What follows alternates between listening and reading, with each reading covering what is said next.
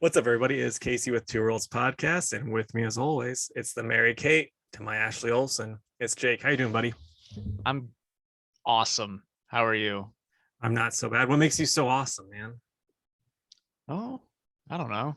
I thought you were gonna be like, I just beat the high score in asteroids, or something cool like that happened, or you're like, I just saw Witcher and Henry Cavill just he's shirtless in it, and that's enough to make you awesome. I mean, that too. But earlier I did get through the second member of the Elite Four on Brilliant Diamond. So, Okay, so like, what's their set? Because I've never played Diamond.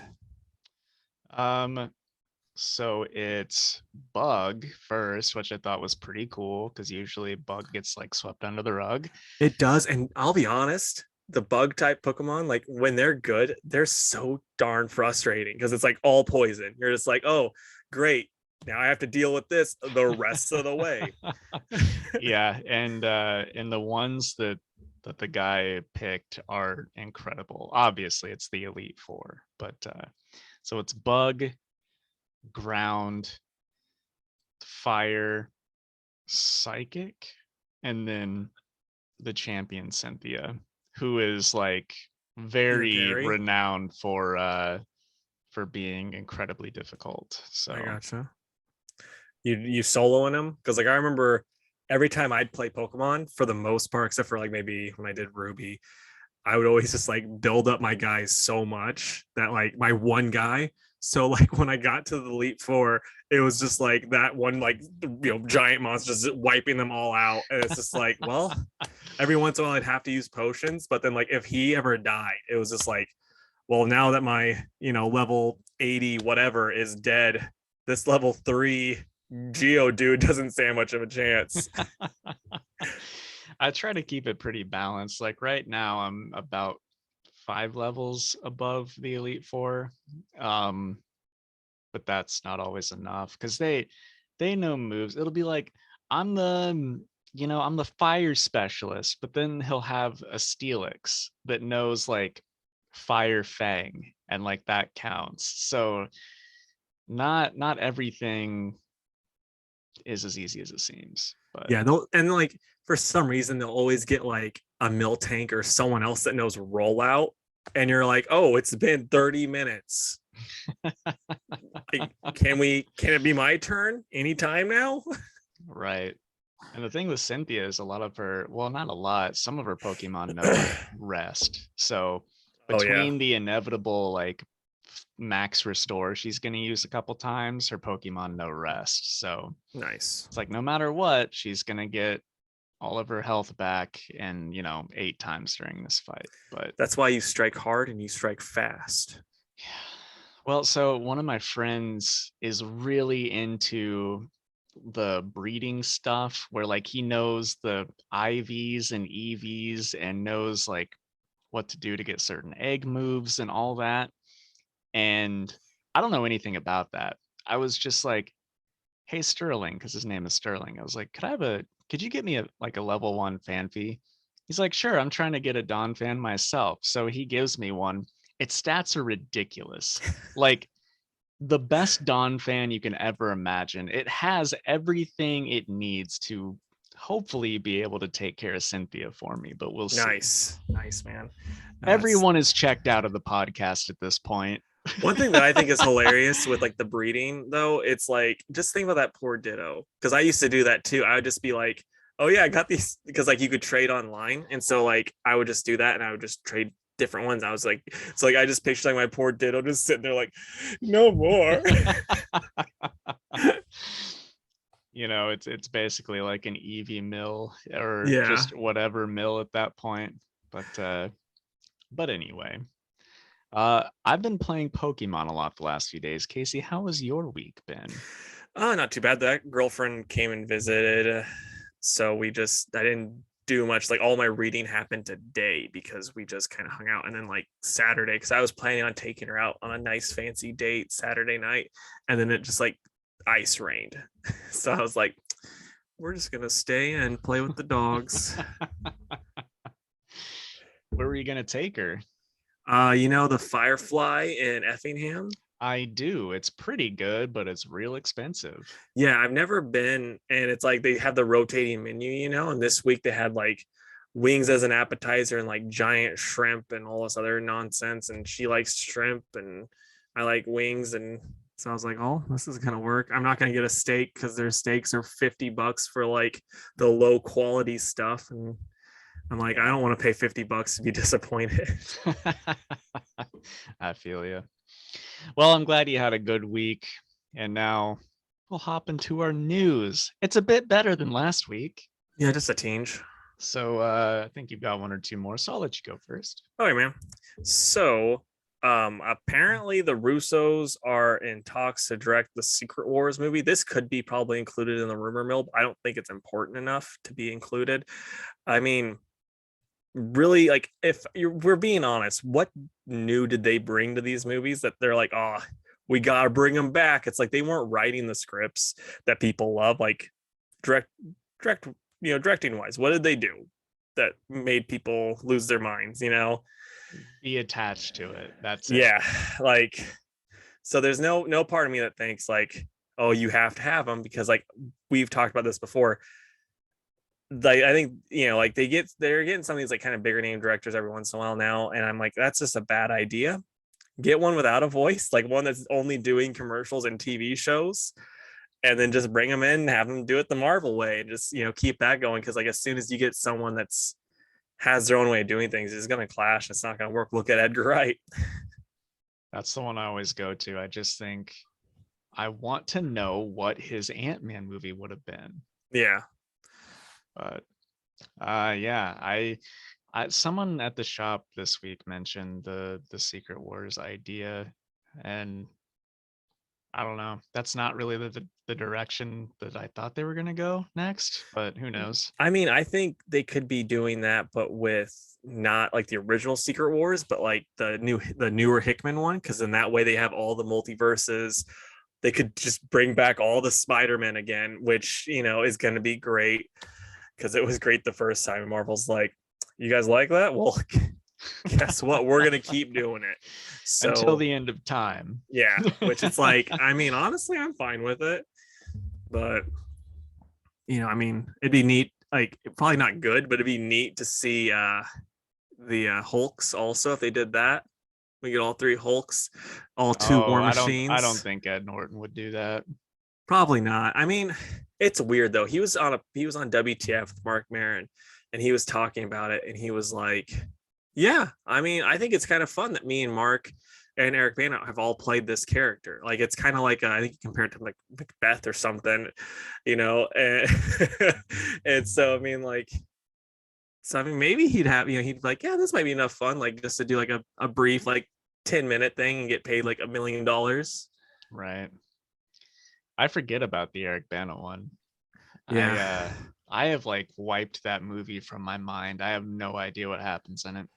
Dude, it was one of those things where like I was so hyped for that movie because like I've always been a Hulk fan, and I was like, oh, this is gonna be so freaking cool. Oh, Hulk's gonna punch stuff and he's gonna beat up a tank, and then like I never was able to get through it. I just fall asleep every single time, and I'd wake up and I'd fall back asleep. It's just such a boring movie. Who's the villain? So they combined Bruce's dad with Absorbing Man. So they just did kind of both of those things, like the grumpy dad's like, I'm a bad father, and he bites some electrical wires and he becomes all electrified and starts fighting them and stuff.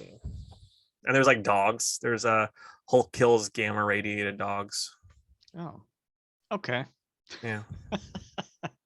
Well, there, now I don't have to ever visit it again.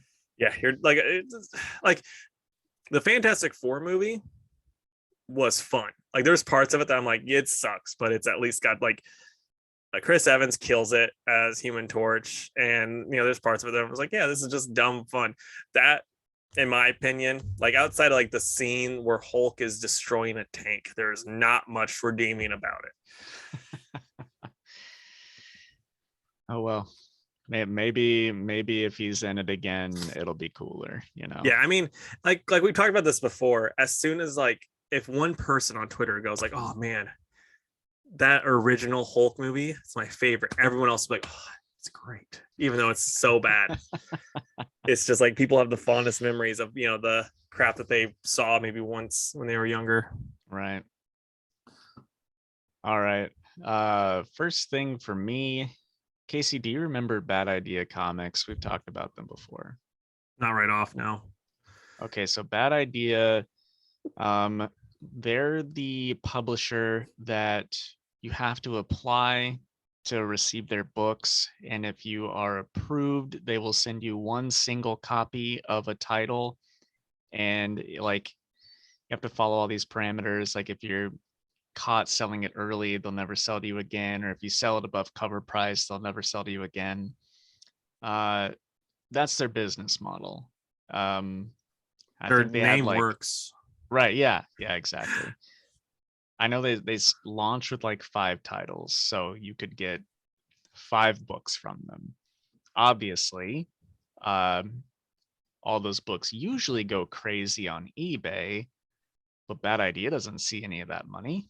So I don't really, whatever. That's not the point. On, I don't know if it was like January 1st, but in the first week of January, they sent out an email to all 200 stores, because that's all they sell to in the world, that anybody that's partnered with them is fired. They're done with that.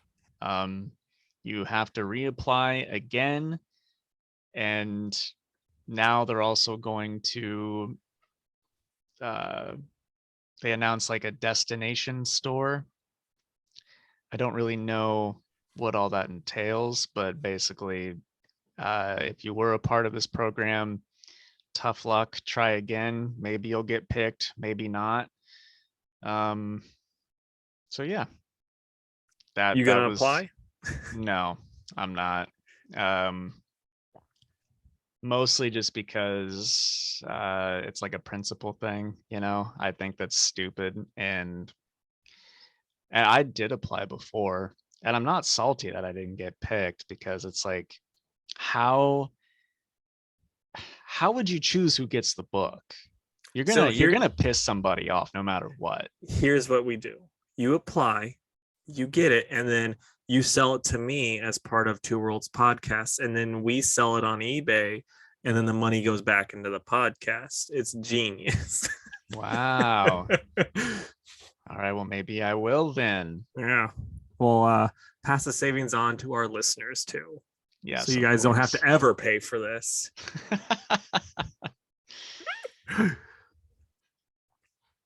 But yeah, so like any other thoughts on the Bad Idea people though? No. I don't like anything about it, and I honestly, I think that it just went poorly. So now they're like scrapping it and trying something new. And I think that's going to go poorly.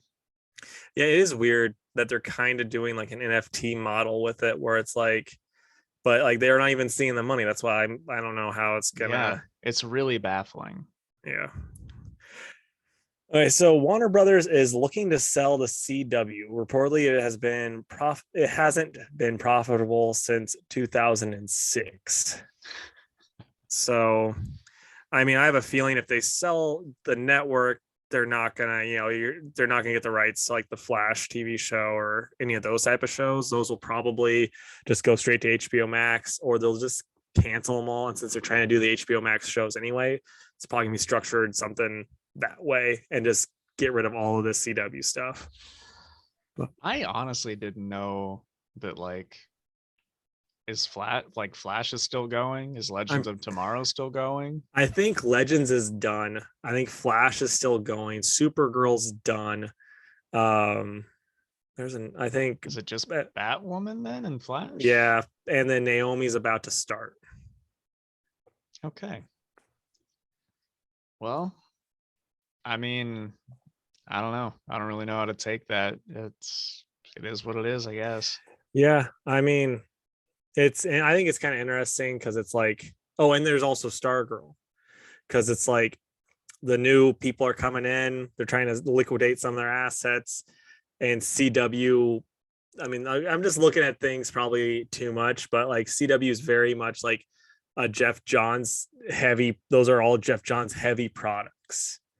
So like, and this new company's coming in and they're kind of getting rid of this stuff that's not making money. That's Jeff Johns is, very much involved with. Might not be good for him. Maybe he'll go back to writing comics. Yeah, maybe. Let's hope not. You say that like he couldn't finish 6 issues in 2 years or whatever it was for Doomsday Clock. I guess it was 12 issues. Yeah. And what about whatever happened to that one Image book he was doing? Geiger, Yeah. they've got a special coming out. It Oh, might even okay. be like next week or the week after. But anyway, that's it. I think it was just they did a story arc and then took a break like most Image books do. I gotcha. All right.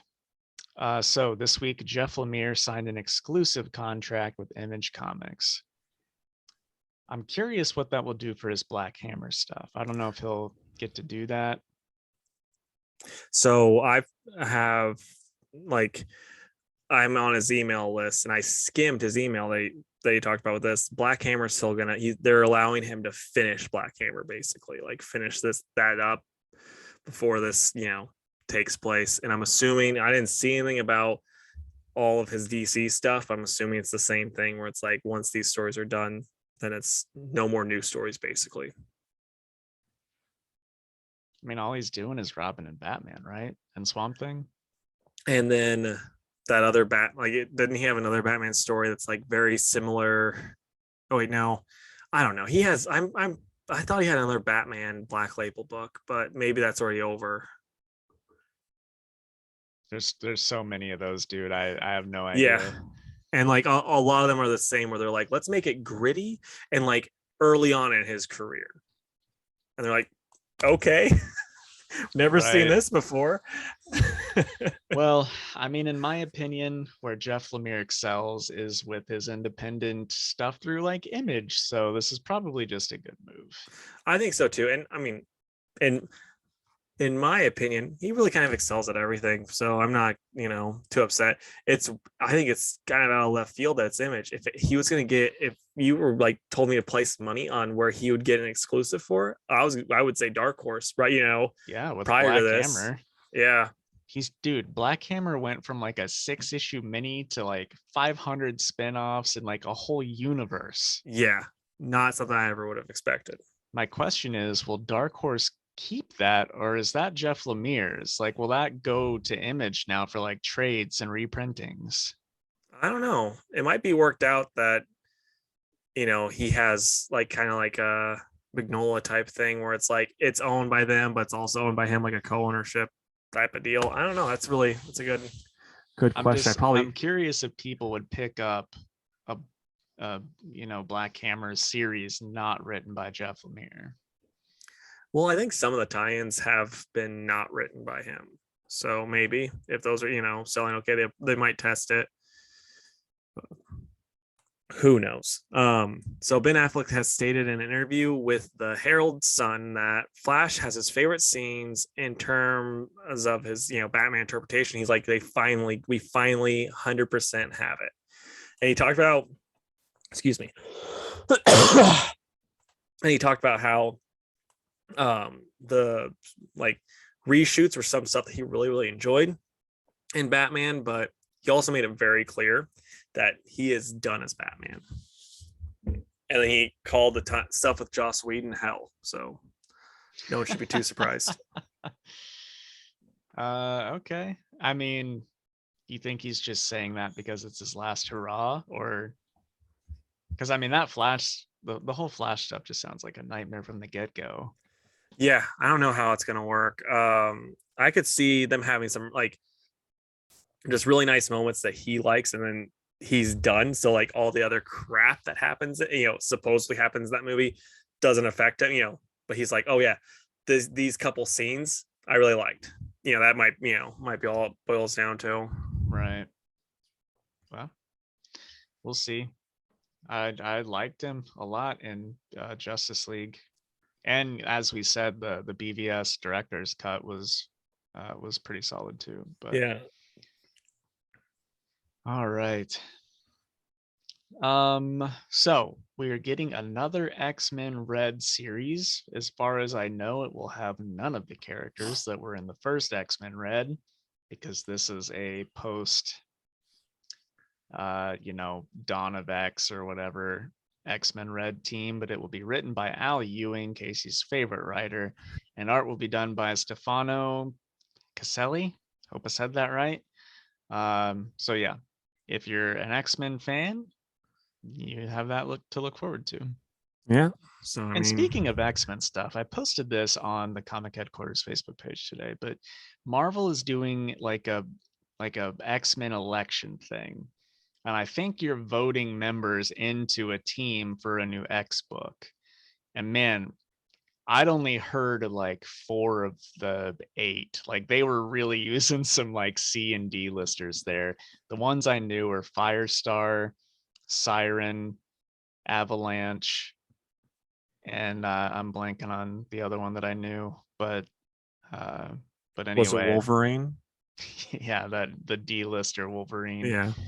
But anyway, if that's something that interests you, if you're an X-Men fan, then go vote for a character. Right on. All right, so we got a first look and release date for the next season of The Boys. Not really a lot happened. Did you watch the thing? It's just like like them taking like pictures of Homelander, and like he's slowly going like getting more and more like unhinged looking as it, as the pictures happen. And we got release dates coming out June 3rd. So that's really exciting. It is. It's a good show. The guy that plays Homelander does a real good job of slowly going crazy. Yeah, he really wants to be Wolverine. Oh, I'm fine with that. I don't know. I mean, to me, Wolverine needs to be short and Canadian. So yeah, I just don't think they're gonna do that, man. I don't think they're gonna do short, but they should do Canadian. Honestly, I was all for that long-standing rumor of Scott Eastwood. I don't know. He looks way too tall. He probably is, but so was Hugh Jackman. Yeah, I'm not a huge fan of Hugh Jackman as Wolverine. Well, like I've softened on him over the years, but I'm still like, I'll still never be like, when people go, no one else could do it. It's like, open up a comic book, you Philistine. So at the like 15 or 20 year anniversary of Origins Wolverine, are we going to do a rewatch for this podcast? Yeah, but you have to buy me the Wolverine Shi'ar costume cosplay, like with brown and yellow, and I'll buy you the original yellow and black one, and then we have to watch it in costume. That's fine. I want to do the whiskers. Yeah, they have to be for a 5 foot tall person though. Okay, we can revisit that later. Okay. All right, moving on. So Vault Comics is teasing new comic books for their 5-year anniversary. And some of those creators include Brennan Fletcher, a friend of the podcast, John Lees, Dennis Hopeless, and Tim Seeley. So it's pretty cool. Exciting for Vault. Yeah. What else has Vault done? They do like some horror books. I've read some of them for this podcast. I think But We Don't Kill Spiders is like a imprint of theirs, maybe. Oh no, that's Scout Comics. Man, I don't know. I'm losing track. There's a lot of independents out there, but I know I've read some stuff on this show. Right on. All right, so Scott Pilgrim is going to get an anime coming to Netflix. Brian Lee O'Malley is actually going to get to produce it. Should be pretty solid. My only thing is, I don't know. Yeah, friggin' killed it the first time with the movie. So do we really need the anime? Probably not, but will I watch that? Absolutely. Me too. I wish like we had a call-in service where like we could just call in Mike really quick. Like, he's got both his sons under his arms, and then like he's like, yeah, guys. And then we're like, what do you think about the new Scott Pilgrim? He drops his kids. Oh, I'm excited. Oh no. And then we cut away. We both know he's gonna watch that. He likes anime and Scott Pilgrim. Yeah, no, like that's gonna be all the way in his alley. So I hope for his sake it lives up to his hyped levels for it. Me too. Oh yeah, and then some new my last bit of news before we take a trip. Ed Brubaker has been brought on as I think the show like the head not the showrunner, the head writer for Batman the Cape Crusader. That's the J.J. Abrams produced, Matt Reeves produced new Batman show coming to HBO Max, cartoon coming to HBO Max. Should be pretty solid. Ed Brubaker, I mean, I think the worst I can say about a comic that he's ever written is like, oh, I liked it. Like that's the low bar for him. So, I'm pretty pumped about that. JJ Abrams' name being put on stuff still just has me going, might suck. Yeah. Because yeah. But you excited about that more now or I am. I mean, I wish you were coming back to write Batman comics, but I don't think that's ever going to be a thing. But I am excited for the show. They might be able to have him, do a one shot now because of this. Right. Okay, man. So, I was taking a trip down the old rumor mill. This is where the noise is going to come in right here. And there were some leaks in there that may or may not be real leaks, but from Nintendo game slate. So, as the resident video game boy, these leaks all come from a Twitter person named New Marco Mero. So, if you want to give him a follow, I guess go ahead. I don't know why you would because you got us. But so here is the list of the things. Lots of crap. Pokemon Legends Arceus. So I'm assuming another Pokemon Legends game. Did you ever play any Pokemon Legends? I've never have. So, I mean, that's coming out in like a few weeks. Okay, so that one's Kirby and the Forgotten Land. Yep, that's the confirmed next Kirby game. Okay, Advance Wars 1 and 2 being re-released. Oh, I'm actually kind of excited for that. Yeah, so that's gonna get a Yahoo. Splatoon number 3. Never played those games. I know they've got a big following though. Yeah. FE Echoes. Have you ever heard of that? Yeah, Fire Emblem Echoes. Oh, wait, what? Okay. What about that? It just says they're getting one. I don't know. Okay. Because this is basically their video game slate for 2022 to 2024 is this Nintendo slate. Okay, so real quick, the last Fire Emblem Echoes was a remake for the 3DS of the second ever Fire Emblem game. So if they're gonna remake another one of the 1 and 2 have been remade, if they do 3 through 6 or 7 that was Japan only, I'm gonna be just super excited for that. So next would be another Detective Pikachu game for the Switch, I'm assuming. Zelda, Wind Waker, and what would TP be for Zelda? TP? Yeah. Oh, gosh, I don't know offhand. I think that would have been one of the Game Boy ones would be my guess. Twilight Princess. Oh, obviously. Duh. Yeah. So they're gonna get HD redos, for the Switch. They've already done those for the Wii U, so they're probably just gonna port those versions. Yeah. Mario Rabbids 2, Bayonetta 3, Metroid Prime HD remake, a new 2D Donkey Kong game, Pokemon Let's Go sequel. So those ones will be for Soul Silver, and it'll be Pichu instead of like Pikachu, the other one. Dude, I was just talking about wanting. We've already had a remake, Heart Gold and Soul Silver. So to get another remake of those on the Switch, I don't care how many times they remake those. Gen 2 is my favorite, and a lot of people crap on Gen 2, but I don't get how, because it's just like, oh yeah, it's just the director's cut basically of the other one. You get to play Gen 1 with that. So I know, but people are like, the Pokemon designs are boring. Johto's a boring region. I'm like, shut up. It had so many cool Pokemon, and the fact that you get to play both regions should sell you on its own. If we're being honest here, like 80% of the Pokemon are boring looking Pokemon.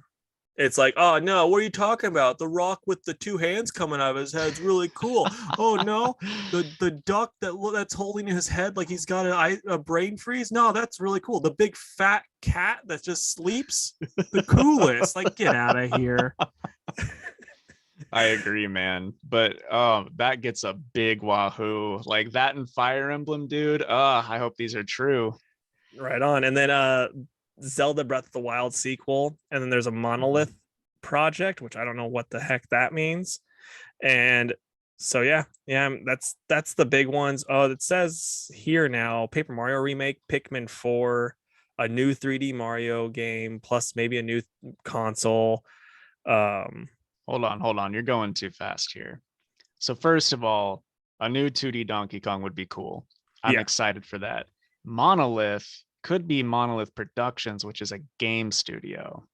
They did Shadow of Mordor and the Fear games. Oh yeah, they're the ones doing Wonder Woman. Yeah. Man, and read the last couple that you just mentioned, because new 3D Mario game with a new console. The Paper Mario. We're doing a Paper Mario remake also, they said. Probably of number 1, right? I'm assuming. That would be cool. I love the Paper Mario games. Same. Pikmin 4. Okay. Metroid Prime Trilogy, 4 remasters and Samus Returns. I would buy those. Those are fantastic games. And then here in another part of it, it does say Fire Emblem remake timing. And that's all in quotes. Zelda remakes and HD ports. A new racing game. Now, see, like the thing that makes me think this might be true. And F-Zero. No, it's like this is the thing that I'm thinking like this might be true is because, and this is like gonna sound like I'm saying something mean that's gonna like hurt you, and I don't want to hurt you, but the reason why I think this could be true is because there was no talk of F-Zero or Fox. Yeah. The thing is like I think if they ported Star Fox Zero, which was the dumpster fire of a Wii U game that bombed horribly, if they ported that and did away with the you gotta look at both screens to play the game thing, I think it'd do well on the Switch. Yeah, I don't know. I mean, I just think Star Fox to me, especially with Nintendo's audience, since I mean, I'm assuming a lot of them are furries, that should be just the biggest layup. You know, it's like, oh yeah, Star Wars nerds, they're gonna love it. The furry community gonna love it. Normies gonna love it because you know they've become the Star Wars nerds. Like you just give them an okay game, and then that's all you gotta do. Dude, at this point, I would take a remaster of 64, which they've done before, or the GameCube game Star Fox Assault. Just Super Nintendo one. Get rid of the puppets. Right. I mean, we just need a decent Star Fox rail shooter. That's all we need. It doesn't have to be anything crazy. That's all we want as Star Fox fans. This is what they need to do. They need to combine Star Fox with F-Zero, call it F-Zero Fox, and then you can have like Star Fox in his, you know, ship. What's it called? The R-Wing. The R-Wing racing the F-Zero crowd. That's it. Dude, I think that there's plenty of room for a good crossover between the two. Like, who's to say that humans aren't in the Star Fox universe or whatever? Yeah. And then just open a wormhole, then bam, easy. I mean, heck, just don't explain it. It's a Nintendo. They have like a whole series based around all of their guys fighting. Just be like, yeah, we're just gonna have Star Fox characters in F-Zero because neither of these sell well enough to carry their own thing. We'll have you know some action scenes with Captain Falcon and some racing scenes with Fox. There we go. Oh man, this is giving me so much fuel, Casey. And I'm just gonna hit rock bottom if these don't come true. we have 2 years. 2 years till you know. And you'll all know if I hit rock bottom. I will be very clear about that on this show. because Star Fox didn't happen, or the Fire Emblem remake didn't happen. Well, Star Fox is not happening. They made that clear. They put it in bold. No more Star Fox. Jake. Yeah. Stop asking us, the leaker, about it. Man, well, that is all sorts of exciting. I definitely gave you some that you could put a Mario woohoo after. Yeah, so. and I'll do. There's none that you were really, like about, so I can't use the No, Mario because, dying. There's not really a Nintendo franchise that I've played that I was like, this sucks. Like, at worst, it's just like, it's not for me, or it was okay. Yeah, I'm trying to think too. Like, I mean, there's some of those Mario games out there that do just suck. Dude, I'll tell you what, though, and Casey will remember this because he and I played it together. But the Super Mario game that came out on the Wii, the launch title with the Wii, Casey and I spent like the first year or two of community college. We'd come home back to town from class, and it took us a long time to cooperatively beat that game. That was a hard game. And another thing about it too, though, is Toad's in that game. 2 different versions, and when you die as Toad and like you're trying to get your buddy to pop you out of the bubble, it makes the worst noises. Toad is the worst character. And half the time you'd die, you'd fall off the map trying to pop the bubble. Yeah. And Toad's anyway, I have great memories with that. Yeah.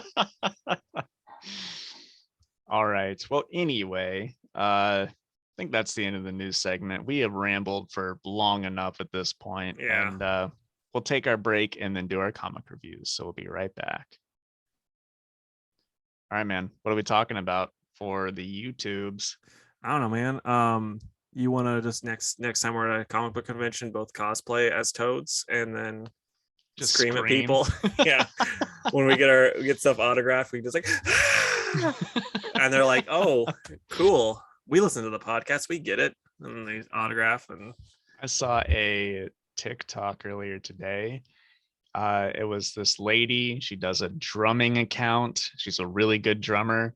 And she was dressed as a toad doing a cover of a Megadeth song, but singing as Toad in that screech for the whole thing. It was a fever dream, but it was also very impressive. Sounds like something I'd hate. Yeah. It's like your 2 favorite things, Toad screams and Megadeth. Like Toad screams, TikTok, Megadeth. Ugh. Like my favorite thing there is Megadeth. Oh, that's funny. Anyway, we can't let you guys know that we're watching the second anime for Anime Boys right now. And so far, we're both really enjoying it. So hopefully we'll get to record that soon. And after a couple more, finally start putting that out there. Yeah, I'm hoping we do one more. And because like I'm hoping the next one's also not on Crunchyroll, because that's like the only way we're able to watch this right now is via Crunchyroll. So dude, if that weren't the case, I'd have had it watched by now. Same, because like none of the smart TVs, like because they're all Samsung and Crunchyroll, like have like this weird Cold War era feud going on where they are just like, Samsung's like, yeah, we're pulling you from our thing, and Crunchyroll's like, well, we didn't want to be on there anyway, so like I have to watch it on my laptop, or I have to like stream it from my phone onto the other. Yeah, it's rough out here for anime people that don't want to pay for services. Well, it's like I literally looked on all of the service, like I would pay for it. Like I'm to the point now where it's like I would just rent it off of Amazon, like for like $3.99 or whatever. Yeah. But it's like, no, we can watch Gundam Seed. But that is not the one. That is not the one at all. I remember seeing clips of that one and I'm like, I don't know what this is. I don't like it though. All right, folks, welcome back. If you want to hear us ramble a little bit more about Toads for Mario and our future Anime Boys spin-off plans, check out the YouTube channel. That is Two Worlds Podcast on YouTube. Let's put a soft release date for Anime Boys at like the beginning of February. That'll be our like us trying to like force ourselves to do it, because at first it was like first of the year. Now it's like maybe February. Yeah. The thing is we wanted to get a few of these like in the books for you guys so we can stay somewhat consistent with the releases. But anyhoozle, Casey, what comics did you read this week? Okay, so I got Crush and Lobo done, Nocterra, King Conan, #1, Swamp Thing, Green Hell, book 1, The Amazing Spider-Man 82, 83, 84, Power Rangers Universe #1, The Flash 777, Justice League Incarnate 3 of 5, One Star Squadron 2 of 6, The Death of Doctor Strange #4, Devil's Reign 2 of 6, Batman Detective Comics 1047, and Batman 119. This week also I had some missing, so I need to like go through the last couple weeks and like email you about, text you what the ones I didn't get. And that is just because they didn't show up. Yeah, I figured. Real great. I figured. So, one this week, including Thor, which I absolutely legally purchased online to read for this. But anyway, so I read One Star Squadron #2, Apache Delivery Service #1, Devil's Reign #2, Death of Doctor Strange #4, Kate Bishop Hawkeye #2, Detective Comics 1047, Arkham City Order of the World #4, Dark Knights of Steel #3, and Batman 119. Okay. I might have a little bit more than you, so I'll just go ahead and start with Crush and Lobo, #8 of 8. The finale we've all been waiting for. I know. So, really quick spoiler alert. This was not the worst book I read this week. Oh no. I know. I'm curious what is. Because it's one of those things where like I was gonna rate this pretty low, but then like there's like a couple other books where I'm like, I really did not like these. Oh so, man, I hope it's not. Is it ones we read together? No. Oh, okay. Though one of them I thought you were gonna read, but which one? Let's just say he is, a king, and he's a talk show host. Actually, I read that one last week because that one came out last week. Okay, yeah, I was not a fan. But also, I wanted to read Flash and just got caught up in all my stuff not coming in and didn't grab one. So fair enough. But yeah, so this is by Tamaki with Nalupan on the art. Art in this is still really great. Like, I don't know if Tamaki's ever actually seen Lobo, like, because so there's a part where they're like Lobo and Crush are both tied up, like chained up to these chairs, and they're gonna be killed because Lobo can be killed like that really easy. And Crush breaks free and punches the guy. She's like, I could use some help. And he's like, why don't you help me get out of here? Because he's not strong enough to break the restraints that his weaker daughter easily broke out of. Okay, that makes sense. Keep going. Yeah, and then they end up beating him, fighting, and she's breaking the fourth wall, being all cool, Deadpool-y and hilarious. And then like her and Lobo point a gun at each other, and then they're like mutually assured destruction. Because again, a bullet to Lobo's gonna kill him. I don't know. Maybe Crush has got a superpower that just lets her kill Lobo. Like that's her one power, is the ability to kill Lobo. But then at the end, she finally texts her girlfriend back because she's in space, and somehow her phone's able to travel through space. Like the message is able to go to space and go to her phone. And then she's like it's so stupid because her girlfriend is terrible. Like that's the big thing. Like she's like, I'm dating this superhero who's saving people. And it's very much like Sam Raimi MJ vibes. Like when you look back on all the different crappy things, like he had MJ, how he had her be where she knew he was Spider-Man, but she's still like, why didn't you see my play? Like that type of thing. It's like, I was saving people. lady, you know, and so like it's the same thing. And then so she's like, she sends her back a text like, but you know, maybe we could still like be friends. I'll try to find it's like, oh, The something part where it's she's like, like, I just need some time or whatever. yeah, and then she's like, let me think about it, okay? Heart emoji. And it's just like, gosh, just this is stupid. Like, Also, can I just say, at least in my opinion, if you're taking a break from somebody, you do not end it with heart emoji. no, you know the people that do that are the type of people that want to manipulate the person. Right.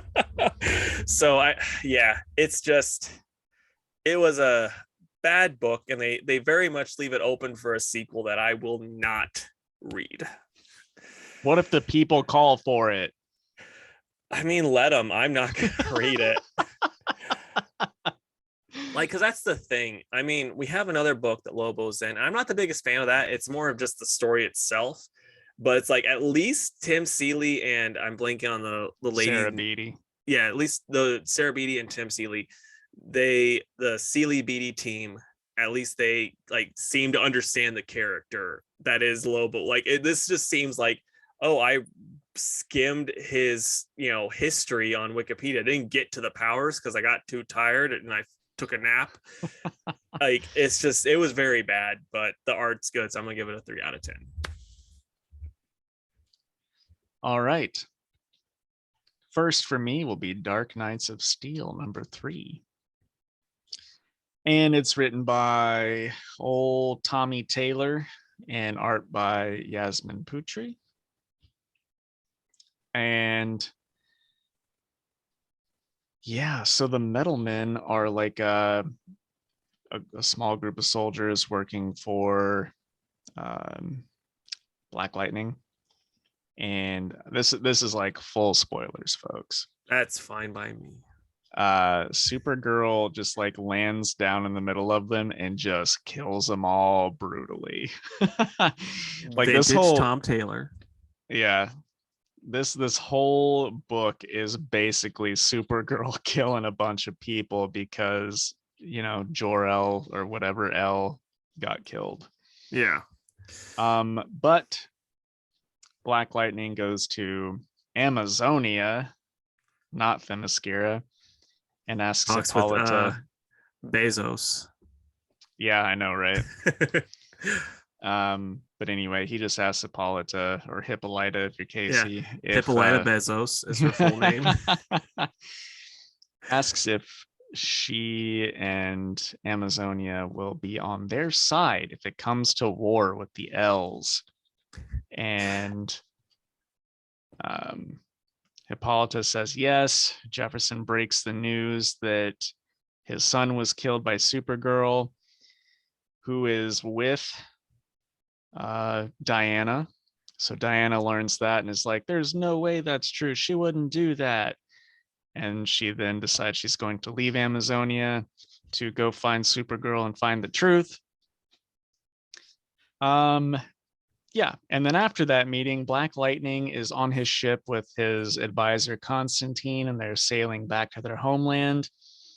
And Supergirl meets them out in the ocean, and Black Lightning hits her with a pretty good lightning blast that does absolutely jack nothing to her, and she smashes right through the middle of their ship and impales Black Lightning with part of the mast. And a dying Black Lightning tells Constantine that his daughter is the new queen and that she will need his counsel. And yeah, then the last part of the issue is Batman and Alfred. They go to this like battle site. There's a bunch of dead bodies on the ground, but Alfred and Bruce find a little piece of kryptonite, and Bruce gets real sick and falls down, and Alfred throws it away. And they kind of have this, you know, I'm not who you think I am, Alfred. And Alfred's like, it's okay, son. I've known this whole time, and it's time you learn the truth. And then it says next, the secret history of Batman. So, as I've said this whole time, it's a gorgeous book. It really follows a lot of the tropes from high fantasy novels and other stuff like that. So, it's still solid. You just it's an Elseworlds title, so you can't take this like it's the regular characters because that's not what you're getting here. You're getting different versions, but I like these versions. It's pretty neat overall. There's nothing that's been like too Tom Taylory, and you know exactly what I mean by that. I mean, except killing everyone. Right. That is very Tom Taylory. But And even that one he'd agree with. but when you're doing a high fantasy story like this, that's gonna happen. There's lots of battles during that kind of stuff. So it's still pretty neato. I'm gonna give it an 8 out of 10. Nice, man. So next up for me is going to be Nocterra, and this is by Scott Snyder and Tony Daniel doing the main story, and Dennis Cowens is doing the art. And so this is kind of like given the whole backstory on Blacktop Bill, and like it's like this is kind of like over the top, kind of like mildly corny but still creepy cool horror that like Scott Snyder excels at. And you have Dennis Cowan's art in it, which is really really great. It's a nice change of pace, even though Tony Daniel does just crush it all the time. It's a good time. Like you might kind of maybe know more about Blacktop Bill. He may have been a really really bad dude before he got all this power done to him, and like it's always like, oh well, this rumor is he was this, so, like we don't really know for sure, but like it sounds like this is probably about what it was. He was like a really big killer, and now he's got his truck, and when he's driving his truck he's just killing for fun. So he's changed this into something more of a fun time for him than not fun. So yeah, it was a good book. I liked it. I'm gonna give it a 8 out of 10. Fair enough. Next, we've got Arkham City, Order of the World, number 4. It's written by Dan Waters and illustrated by Danny. Okay, so we get a neat fight between Azrael and the Ten-Eyed Man.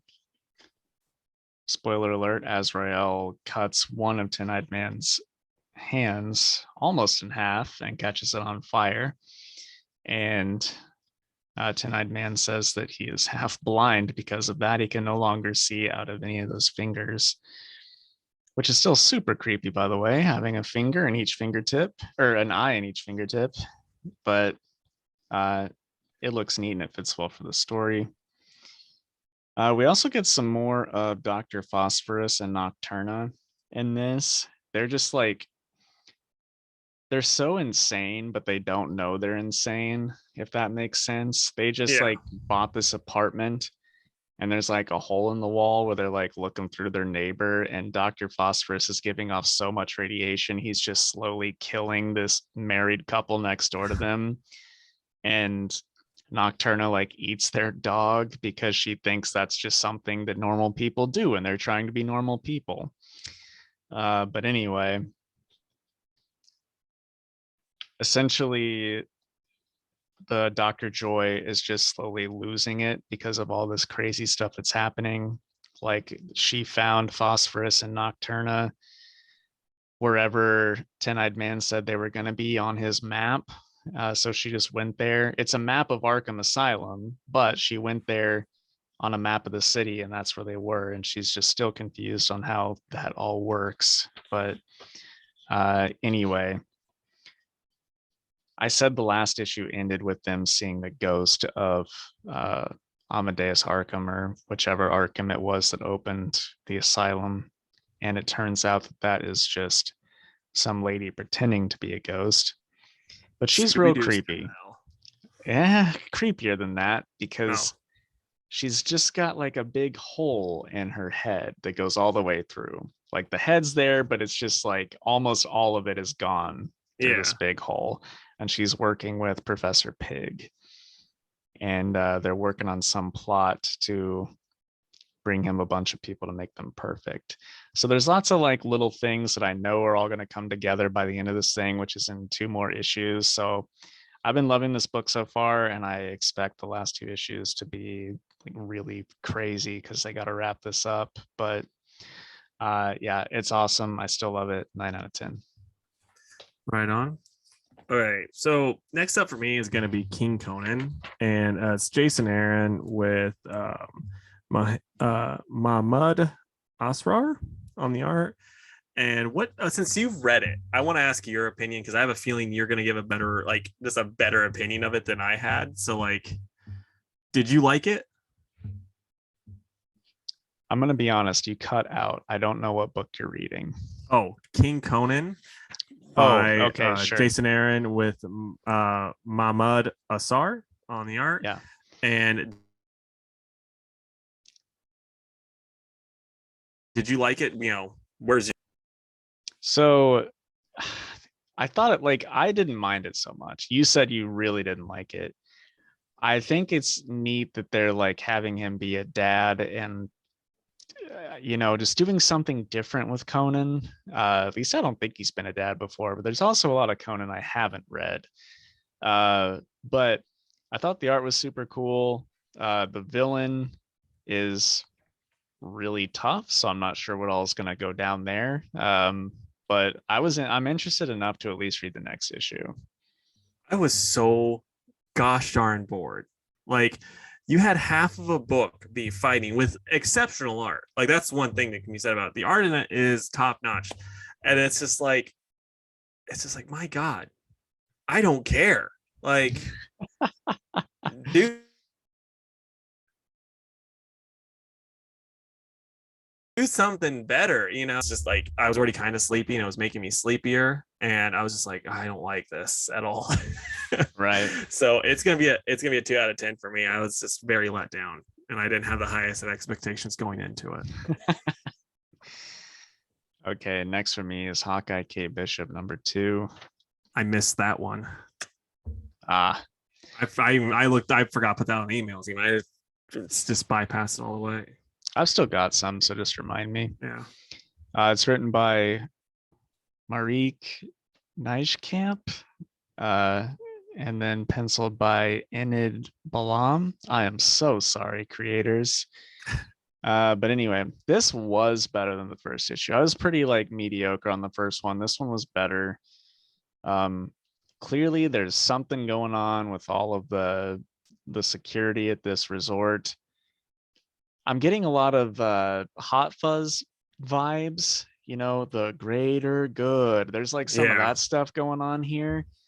So I want to know what happens with that. But basically, in this issue, a kid gets kidnapped and Kate's sister is like, well, what about my ring and what I brought you here to do? And she's like, I'll do that, but I'm also a superhero, so I got to save this kid. And I'm not going to spoil it, but yeah, it ends in an interesting way where they've got me on for at least another issue. So it's going to be a 7 out of 10, but it's a high 7. Really quick, I'm gonna bring some attention to this because it makes me giggle. Like Godzilla, every once in a while, is just peeping. It's like he's just peeping over, and then I'll kind of move a little bit, and it's like, oh, he's gone, and he's like, nope, I'm back. What's Jake talking about? Yeah, it's like, oh, Hawkeye. Okay, so do you have any more of these of the Swamp Thing Green Hell? Yeah, by Jeff Lemire and Doug Mink. I'm just gonna say this, spoiler alert, you should pick it up because I really liked it. So I mean, for some reason, DC Black Label is just like, hey, these characters you like, what if they're older? And that's basically all of their, and so yeah, this is like, oh, Earth's about dead, and the 3 parliaments, the Parliament of Rot, the Parliament of the Red, and the Parliament of the Green are all talking. They're like, there's too much terribleness. Let's just end the world. And the Red's like, I'm for it because new life's gonna come, but I can't be just murdering people. So you gotta do it, Green. And Green's like, okay, I'll do it. And so then the Green just starts killing people, and it's in these insane just look at this art. This art is awesome. Yeah. And so does Swamp Thing have to do it then, since he's part of the Green? I'm not going to spoil the Swamp Thing stuff, because there is a new avatar in this, but then we might see some old faces from Swamp Thing books. So I don't really want to say too much of what's going on, because I do want you to read it. And if you're a listener that was like on the fence about it, you should pick it up if you like horror books. If you're like, I get scared very easily. Brutal murders gross me out. Don't read it. And I'm not a fan of green characters. Yeah, green, red, and rotting things, not for me. I just be like, you know what? This book isn't for you. But especially with you, Jake, since you are starting to like more and more horror type books, this is, I think, going to be all the way in your alley.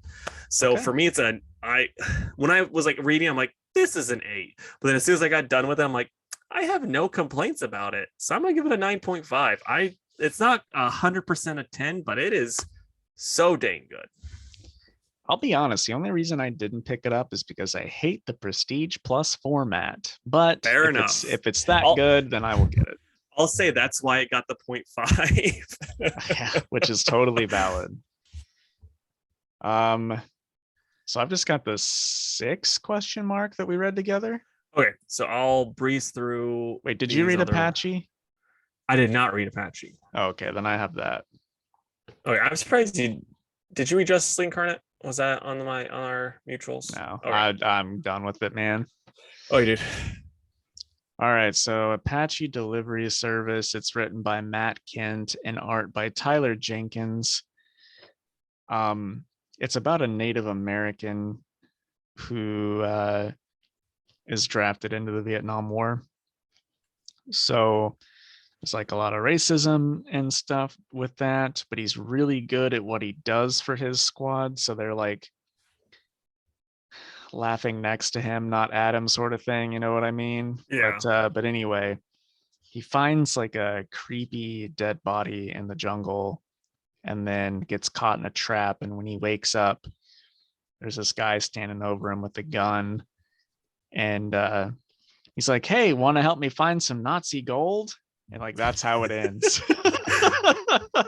So like, it was pretty great, really. There was lots to like about it. And I like the art style. It's not like overly detailed, but it works for this book. So I'm just real curious to where this is going with Nazi gold in the Vietnam War. So like that ending kind of like, there's no way you couldn't pick up the next book. I know, right? Exactly. So I'm gonna give it an 8. It was a really solid read. Okay, so sidebar, but really quick, on an episode of Colbert Report way back in the day, Cream there was this thing about Nazi gold maybe being in Germany, and like Colbert was talking about it, and he's like, I need like my intern, go get I need you to get this gold. And then like it cuts to like the intern, and it's Kareem Abdul-Jabbar for some reason. And he's like, intern, you think you can do this? Like he starts like naming off like different things that he could do, like Indiana Jones type of thing, and he's like, here's a whip. And he's like, I don't know about this. And he's like, I think this would do me better. And it's just this basketball. He starts dribbling it. And he's like, so you think you can get the gold? He's like, I can't get the gold, but I can get the Nazi gold. And like, he like looking right at the camera when he says it. Like, I'm like, this is so random and so stupid, but it's great that Cream did it. I agree. That's hilarious. Okay, so I'm just going to talk about the 3 Spider-Man books all at the same time. And I really just want to talk first off about this cover. Art Adams actually posted the pencils when like way before this was actually coming out. And I was like, holy crap, that looks awesome. And it still looks just amazing. Like, that's like the best cover I've seen in a while. I absolutely loved it. But yeah, so like, it's weird. This one is really good. It's just a Spider-Man story in the hospital. This monster wants to eat him. The art in it's really good. And yeah, it was like just a really fun time. And I'll really quick say that since we have different creative teams on every book, I have to tell you those. We have Saladin Ahmed on this one with Jorge Fornes on the art, and the art in it is outstanding. I really, really like this one. This would be like a 8.5 out of 10. And then this one, it's by Pat Gleason. I think he does both the art and the story. Yeah. And this one, awesome. You have Peter Parker kind of like basically dealing with not really having a spider sense anymore. and also just trying to get better. And because he's like, since the radioactive stuff mixed with his spider DNA messing him up, and he's not really wanting to do the rehab. And like it's kind of funny because Aunt May is become friends with his rehab nurse, so she is extra rough with him because he's being a little wimp. And that one is great. It's an 8.5 also. Really, really good. Now on to the next one. And this is by Cody Ziegler with Paco Medina on the art. The art in it's good, but it's like this Doc Ock heavy story. And Isn't that Ziegler, a wrestler? Huh? Isn't that a wrestler's name? Doc Ock? No, Ziegler. Oh, Dolph Ziggler, yeah. Oh, Dolph Ziggler. Yeah, it's spelled different too. It's okay. Diggler. But yeah, and like the last Ziegler story that he did, it was that Aunt May one that was really bad with Doc Ock, and this is another one where he wished. But yeah, it's still just like these Ziegler ones, like if I knew ahead of time, I would just think, yeah, just skip those ones because like it didn't add much, and it just feels like that could be a spectacular Spider-Man story and has nothing to do with this amazing Spider-Man story that's going on. So I don't know. I'm not a fan of that. So like that's gonna be a 5 out of 10 for me. Okay, and now Power Rangers Universe #1. And I got this because I was like, giant monsters, mechs, Power Ranger stuff. This is right up my alley. I should be getting into this type of stuff. And I got the trade, and I'm really enjoying the trade I got. That's by Kyle Higgins. And so I was like, yeah, I'll give the Power Rangers Universe one a go. And it's written by Nicole Andelfinger, and it's illustrated by Simone Ragazzoni. And maybe it's because I don't know any of the stuff that's going on. Like none of these Power Rangers are Power Rangers I've ever seen before. It's like they're in their own separate Power Ranger universe. But usually when there's stuff like that, I can like find a way to care, and I couldn't. I did not care about this. I was like, this is stupid. The art in it, like they don't look like they don't even like the cover. This cover is also an amazing cover. So good. You know what we get on the inside? You don't get power, like you get them in their like stupid, like these outfits throughout. My favorite Power Rangers looks. Yes. Who wants that? So I was not like when I said, Crush and Lobo wasn't the worst of the week. That's a 1 out of 10. Like I didn't even love the art. Like at least like so the one books is for the cover. Yeah, it gets a nice one for the cover. And like it's nice, like it's nice quality. It's a good quality made book, so I guess it gets that going for it too. Production value. Yeah, it's like I'm proud of them for that, but yeah, it was really disappointing. I'm sorry as a store owner, Jake. I am not picking up any more of those. Like if you send them to me, I'll pay money to postage just to send them back. Dang.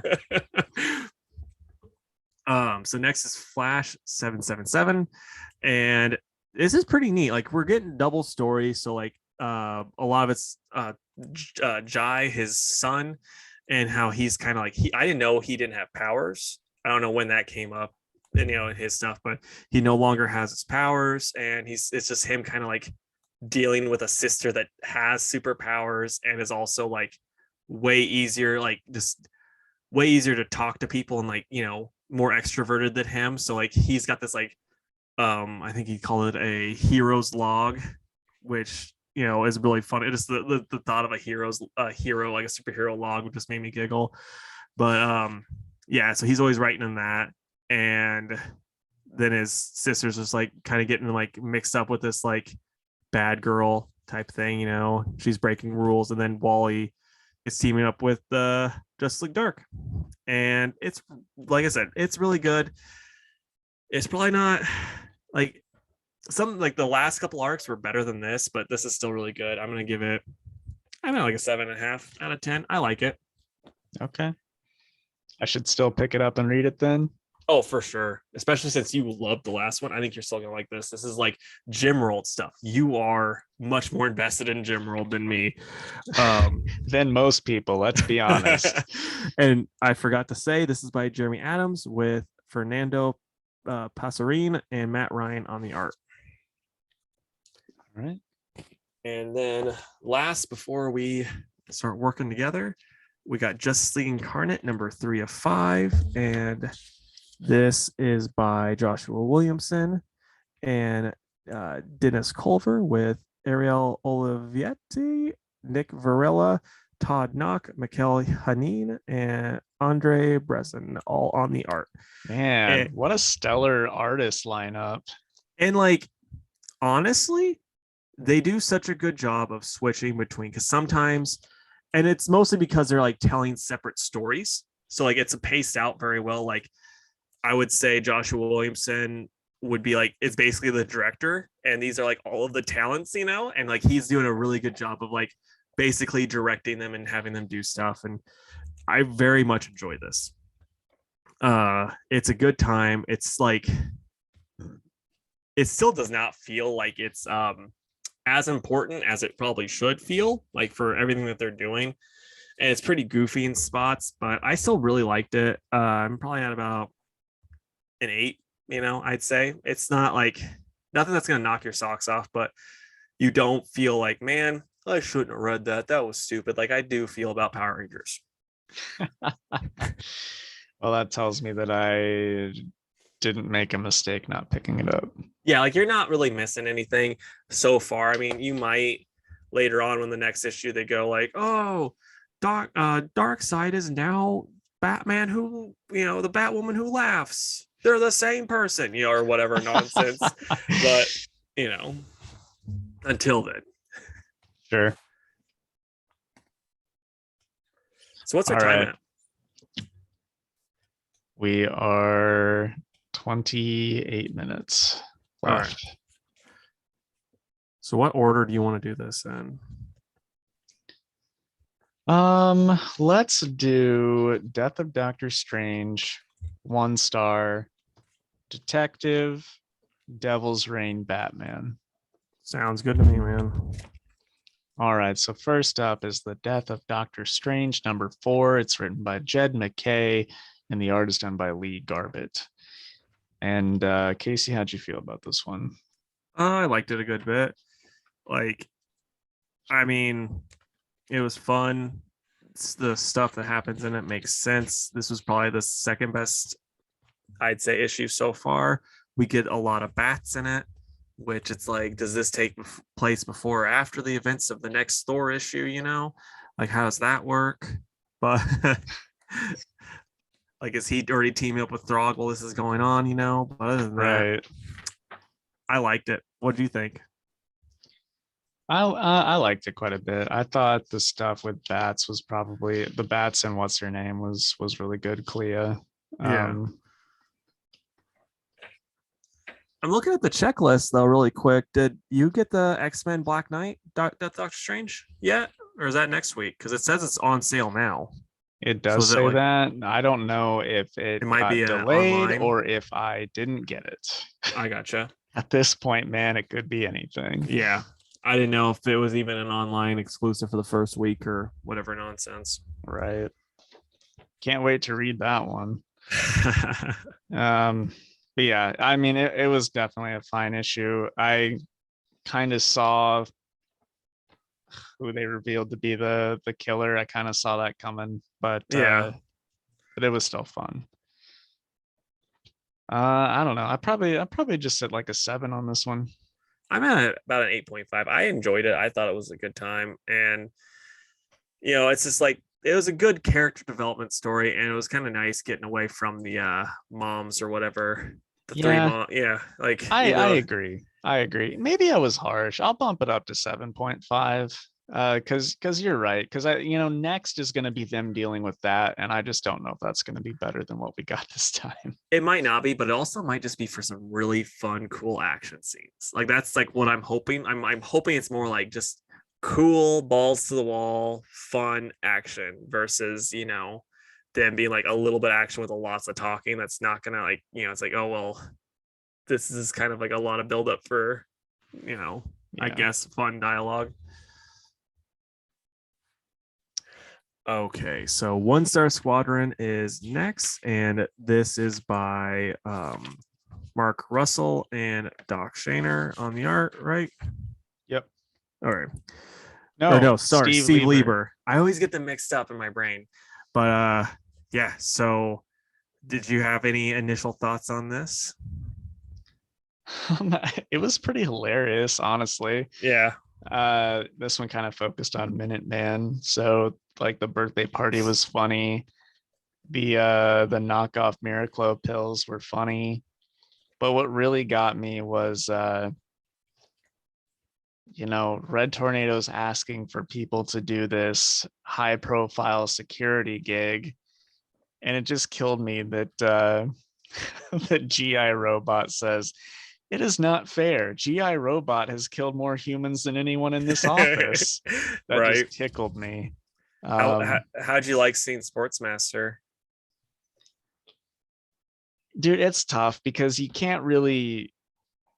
This almost reads like Elseworlds to me. You know Oh, what I mean? Like, I 100% think it is. That's how I'm viewing it. yeah. But So like, Sportsmaster is goofy in this, but he's supposed to be. So it was enjoyable. It was cool to see him in that design too. I will say though, he's not that goofy outside of his Hinch profile. Because like, Right. if there was one character though that you're like, because first off, he totally stole this from Marvel Comics and the Ant-Man series by Nick Spencer.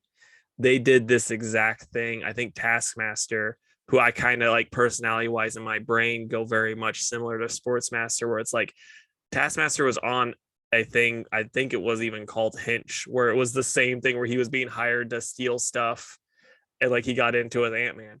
And it's like, yeah, if it's good enough for Taskmaster, it'd be for sure good enough for Sportsmaster. Maybe Mark Russell was a fan of that and did this on Yeah, purpose as a nod to might have that. been. But yeah, otherwise, I did like this a lot. And then, of course, at the end, we got exactly what we thought was going to happen. Yeah. Also, I like that Mark Russell wrote him and Lieber into the book as well. That was fun. Yeah, I agree. Yeah, no, I mean this was a good time. It's kind of like it's very obvious with a lot of stuff that's gonna happen, but I'm really digging it. I wish we'd have got more Gangbuster this time around. That's like the one downside. And also, I don't know who some of these characters are, man.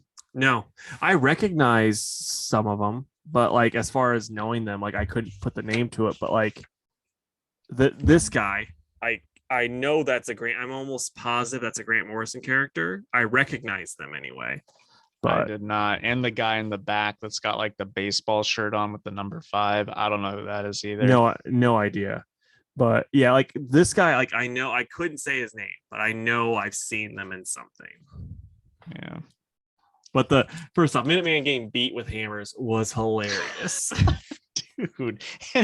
And his pill only lasted 45 seconds instead of the full minute. So he got his arm broken. It's so like depressing, but hilarious. So what would you rate it? I'm at about a 9. Like a little bit of things that kind of annoyed me, but for the most part, it's like this is one of those things where it's like odds are where it's going, but the ride is so much fun, like because we know what's gonna happen at the end of the issue, but it's like all of this hilarious stuff that happens leading up to it just makes it worth it. Yeah, I agree. I'm also at a 9.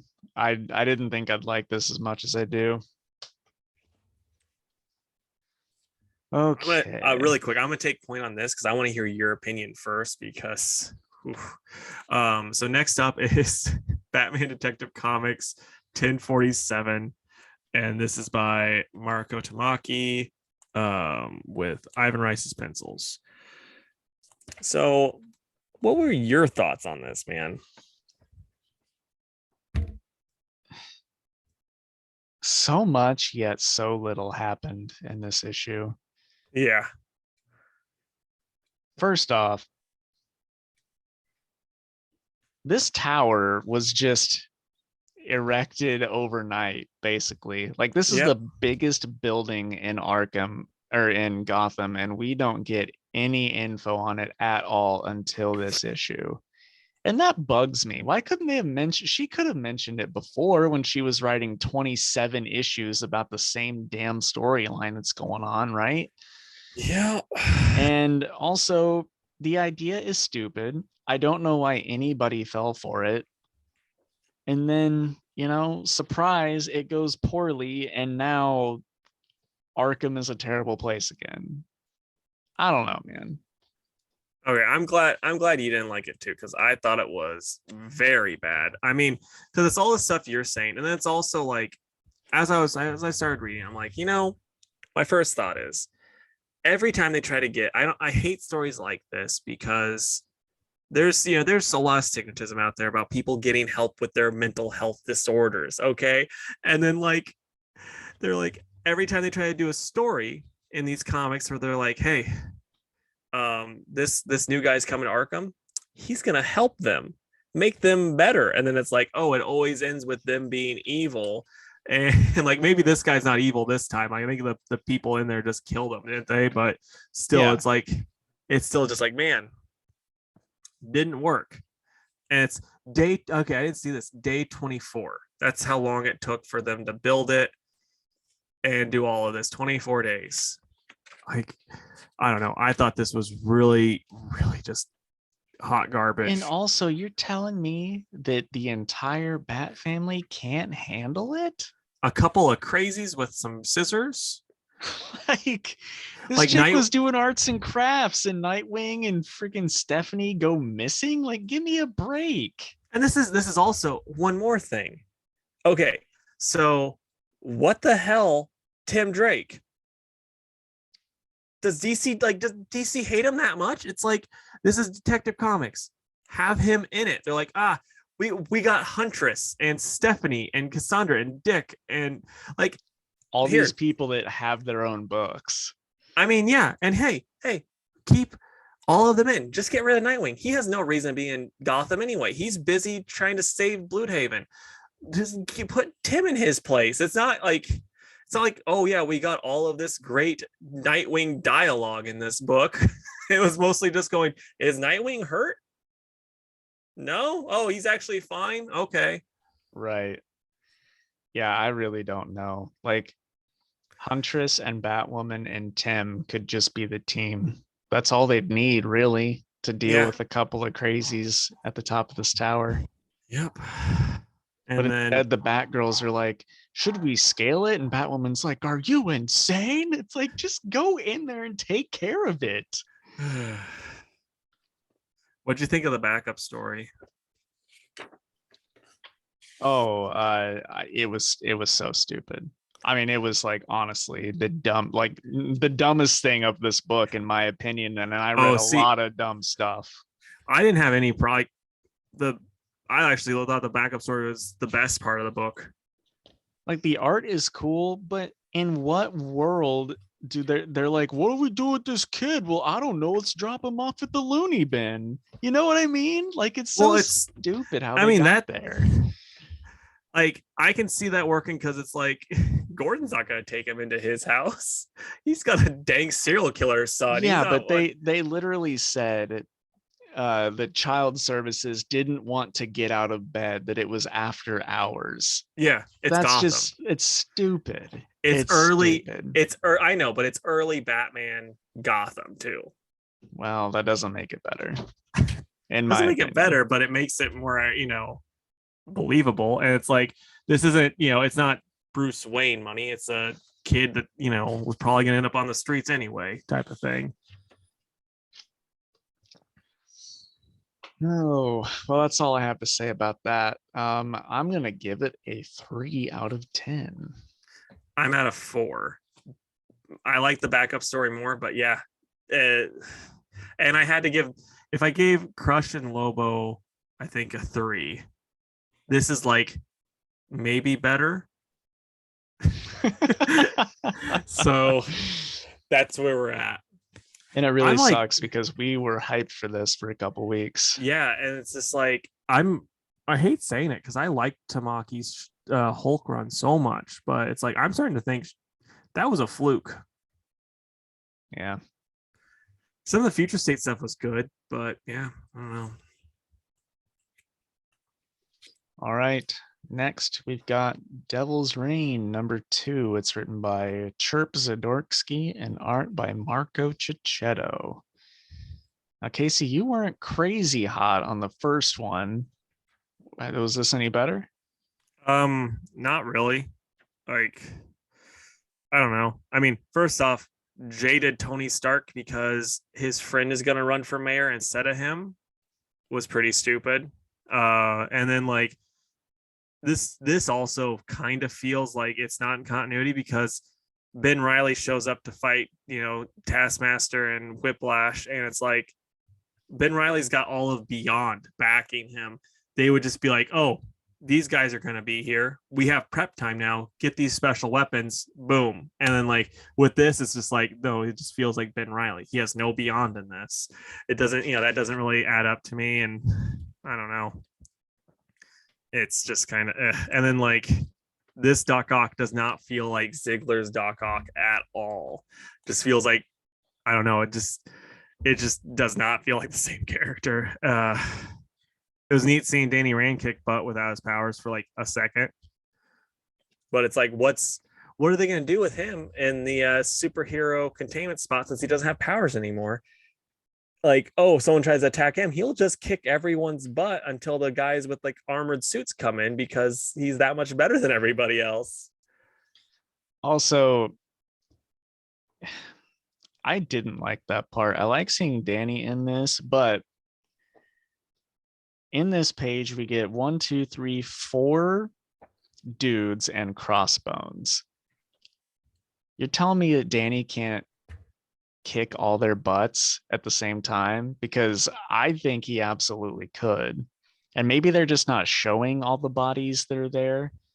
But it's like, dude, it's Crossbones, and he was freaking Iron Fist. He didn't lose his martial arts abilities. He could still totally kick all their butts. Yeah, but I mean, okay, just looking at it, you only see like two guys when he first comes in, but there's like shadows in the background, so it's like those are the 4 I was counting. That's 4 people plus Crossbones, 5 total. Yeah, but I'm just saying it's like all shadowy stuff because I'm counting 5 guys plus Crossbones, and I'm betting there's more than that too. And I mean, like Crossbones is amped up, isn't he? A little bit strength wise.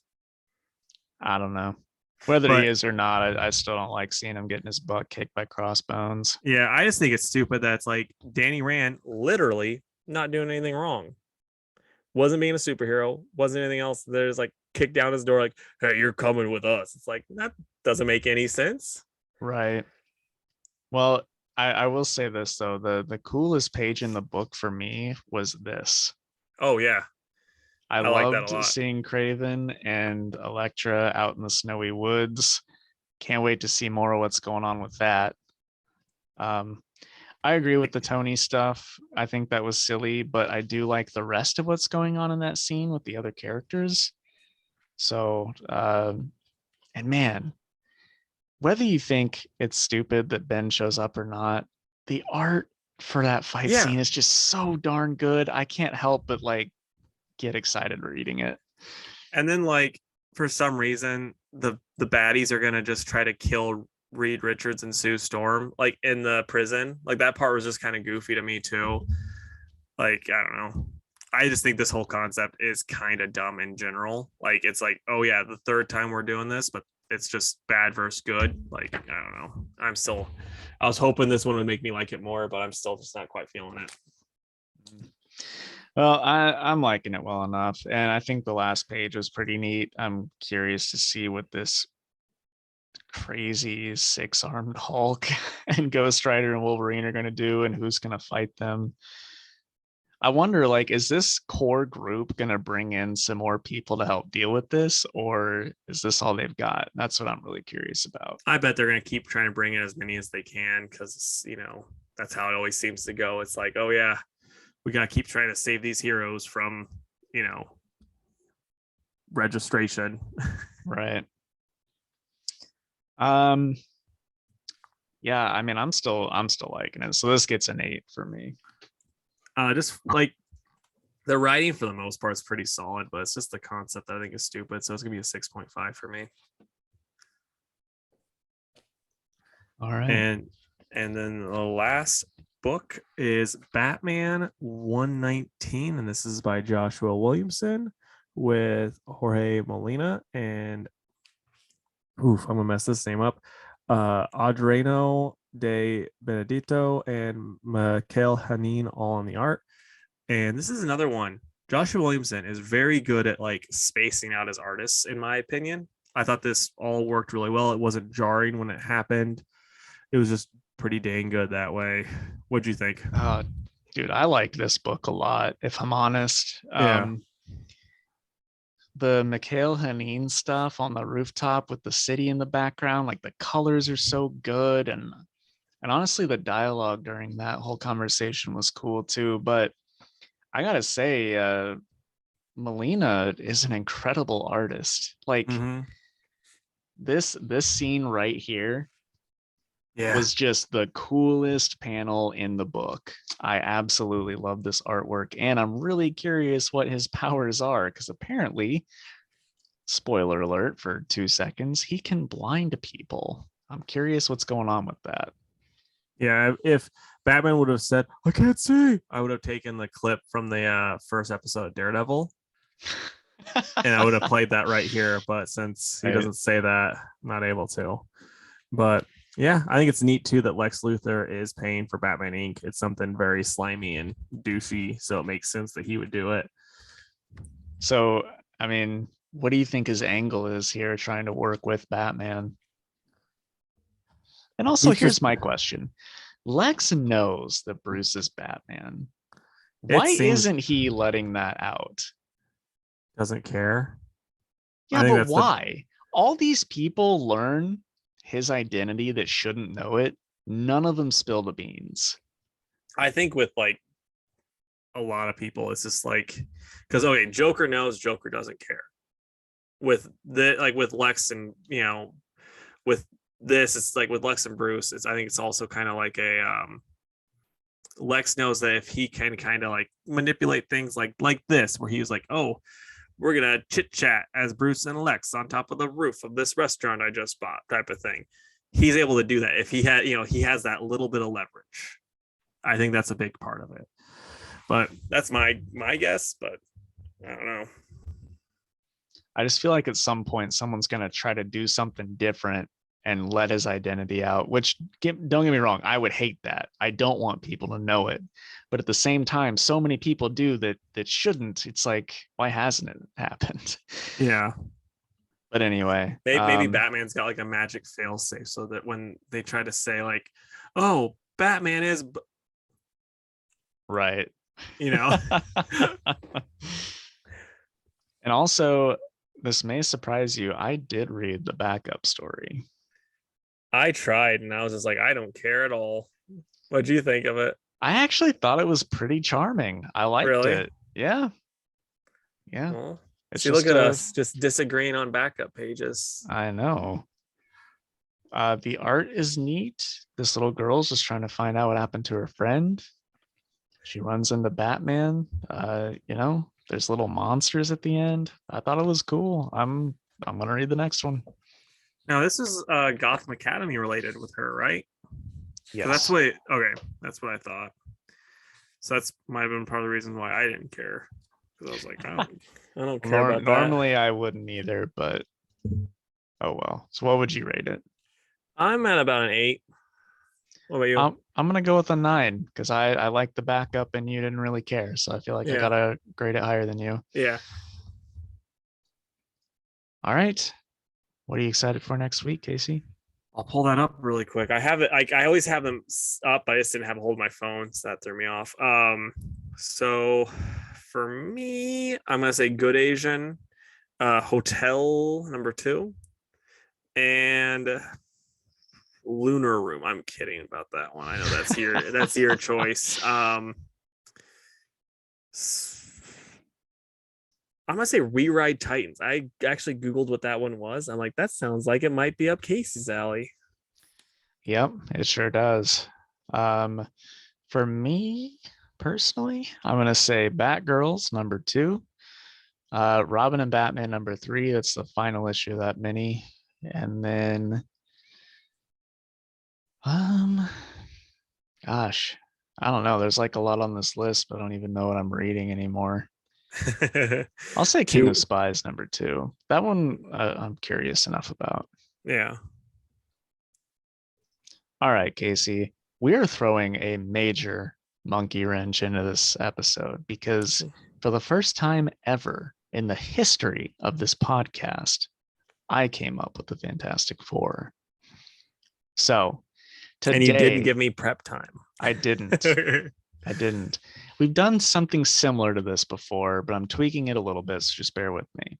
All right. Today, to my joy, the Chicago Bears fired their GM and their head coach after an abysmal season. Okay. Question. How long has the GM been there? Has he been like a lifer kind of type thing? Like since we were No, it's been 4 or 5 years. Oh, okay. I was hoping you're like, yeah, he's the guy that's been there since Urlacher. And I'd be like, well, maybe changes will happen.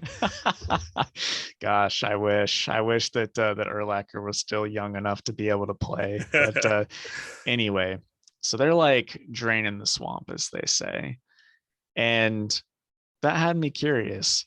Out of 4 comics that are currently being written, what are 4 head coaches that you'd fire, aka writers, off those books?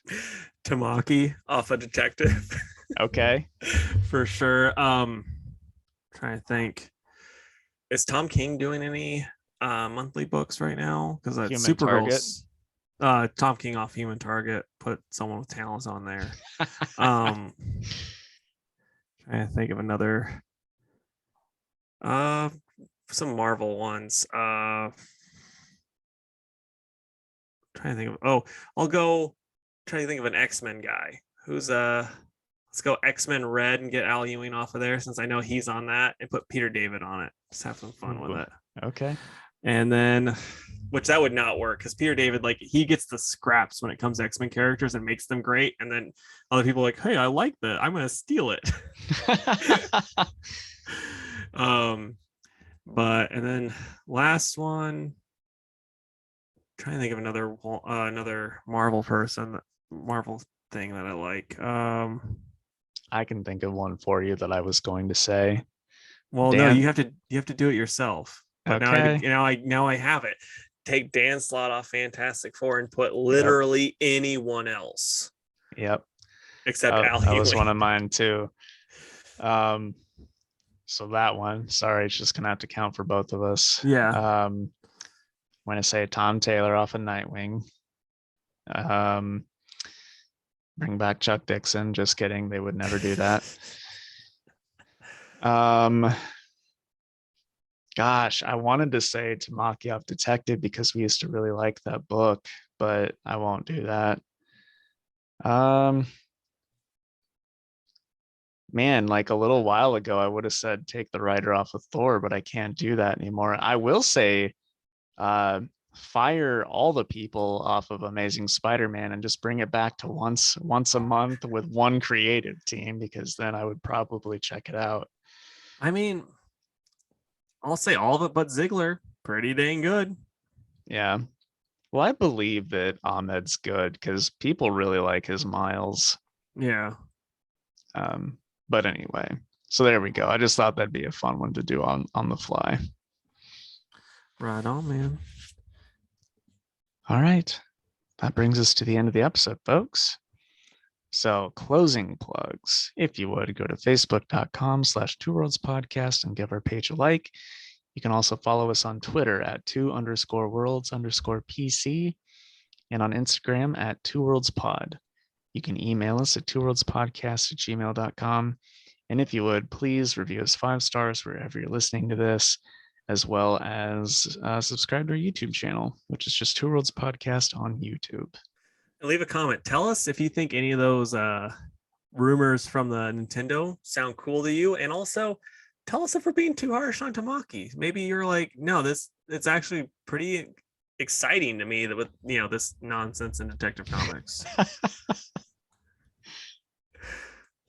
But we'd love to stay in chat, but we've got a full house here and we got to take care of that.